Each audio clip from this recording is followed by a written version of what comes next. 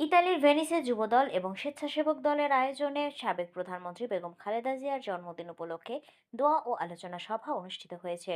স্থানীয় একটি হলরুমে বেগম জিয়ার জন্মদিন পালন করা হয়। ইতালি থেকে মোল্লা মনিরুজ্জামান মনিরের রিপোর্ট।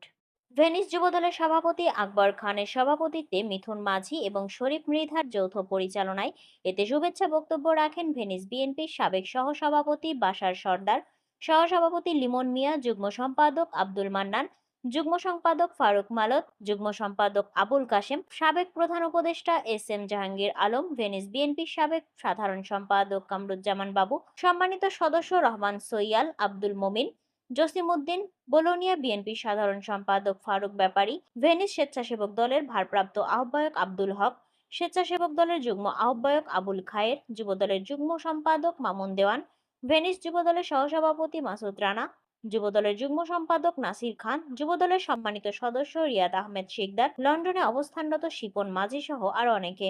এ সময় বেগম জিয়া ও তার পরিবারের সুস্থতা কামনা করে এক বিশেষ মোনাজাত করেন স্থানীয় মসজিদের ইমাম। অনুষ্ঠানে ভেনিস বিএনপি, যুবদল, স্বেচ্ছাসেবক দল সহ সকল জিয়ার আদর্শের সৈনিকেরা উপস্থিত ছিলেন।